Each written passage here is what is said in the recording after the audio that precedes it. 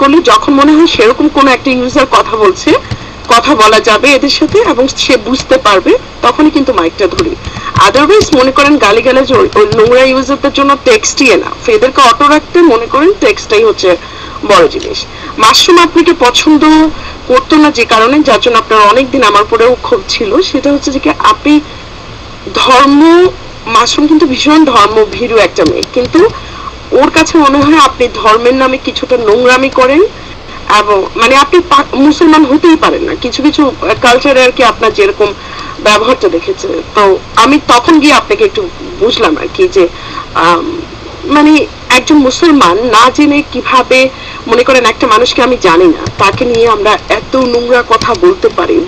আপনার সাথে কোথাও মাশরুমের একটু ঝগড়াঝাটি ছিল, তো আপনি কিন্তু তাকে জানেন না, কিন্তু একসময় দেখা যাচ্ছে ওই যে গালিবেজদের পাল্লা পড়ে কাজগুলো আপনিও করেছেন, কোন একটা কারণে ওকে এসেই দুটো পচা কথা বলে চলে যেতেন। তো তখন আর কি তার মনে হয় যে কি ও কিন্তু এরকম যে কি নামাজ পড়ে, কোরআন শরীফও পড়ে, বুঝছেন, প্রতিদিনই একটা তার কর্মকাণ্ড থাকে। তো বলে যে কি আমরা করি কি, আমাদেরকে কেউ খোঁচাচ্ছে, উত্তর একটা দিয়ে দিলাম, রেগে গেলাম দিয়ে দিলাম। কিন্তু এই মানুষগুলো চেনে না জানে না, কিন্তু করেই যাচ্ছে। এরা নিজেদেরকে মুসলমান বলে কিভাবে আখ্যায়িত করতে পারে? যদি এরা বিশ্বাস করে ডান কাঁধের ফেরেশতা, যদি এরা বিশ্বাস করে বাম কাঁধের ফেরেশতা, তাহলে খারাপ আর ভালো তো লেখা হচ্ছেই। তো এই যে কথা দেখেন, বলতে গেলে কত কথা চলে আসে। প্রেমদার ছেড়ে দিচ্ছি, এরপরে দেখবেন অনেকক্ষণ শুনবো। তো এই কারণে ওর সাথে আপনার হয়তো, আর ও যেহেতু আমার জানটুস ছিল, শুধু বলবো না, ও আমার জানটুস সবসময় থাকবে, কারণ ওকে আমার ভালো লাগে। ওকে আমি যদি কোনো একটা কারণে আমার সাথে মনে হয় যে ও ভুল করছে, আমি হয়তো বলছি, কিন্তু ব্যাপারটা হচ্ছে যে কি ওর একটা বিরাট গুণ হচ্ছে ও যেটা সেটা রিড করা যায়।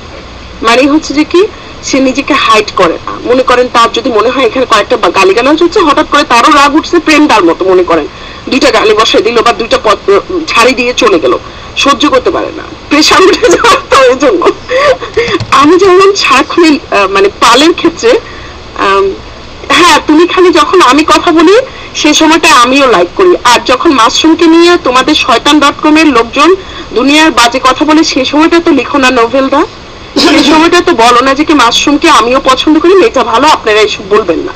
সো এইসব জিনিস আমার বললো না। এখন ভালো পরিবেশ দেখলে তখন সবার ভালো ভালো কথা বলতে ইচ্ছে করে, বাট আমি যাকে একদিনের জন্য হলো সম্মান করেছি বা ভালো লেগেছে, আমি কিন্তু তাকে সবসময় ওই দরজাটা থেকে সরাই না।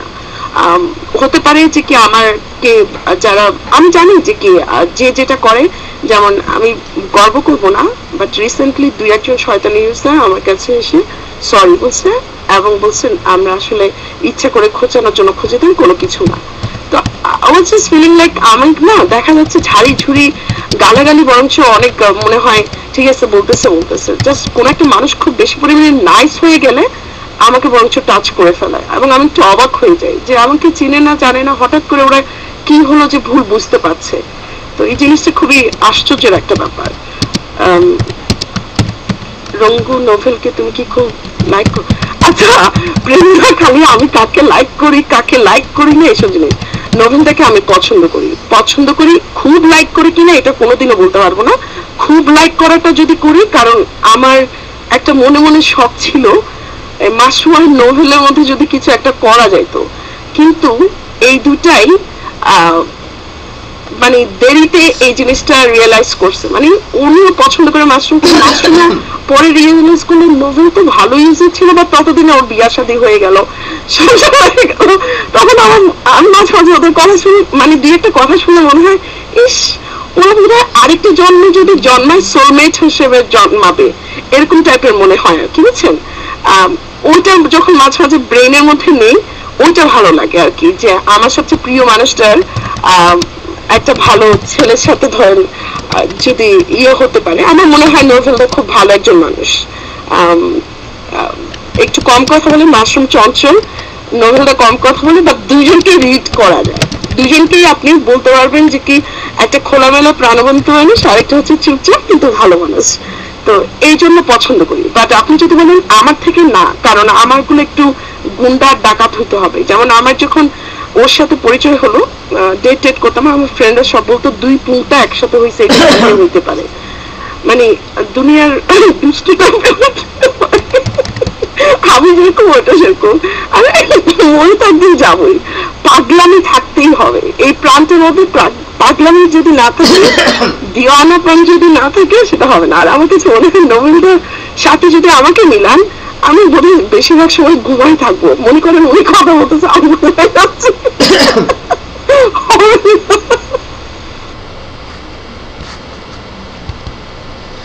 আচ্ছা, এই কথা প্রসঙ্গে কথা চলে আসে, সালাম সবাইকে যারা নতুন আসলে, রেঞ্জকি চঞ্চল সবাইকে।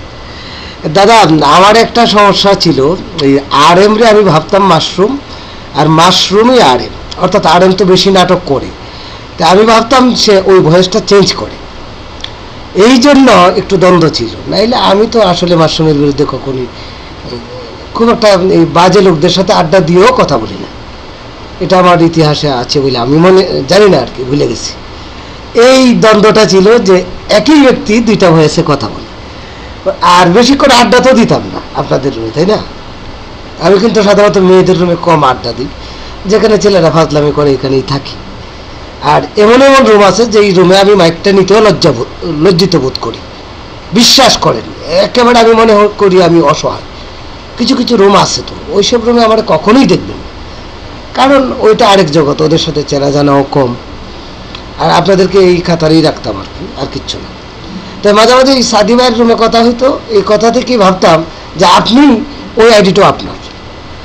যাই হোক, ভুলটা হয়তো একদিন ভাঙছে আপনাদের বলার পরে, কিন্তু আসলে উনি যে ডিফারেন্স, এটা অনেকদিন এই আপনাদের রুমে যাওয়া আসার মাঝে বুঝতে পারছি আর কি, আর কিচ্ছু না। যাই হোক দাদা, আসো এই কথাটা বলার জন্য।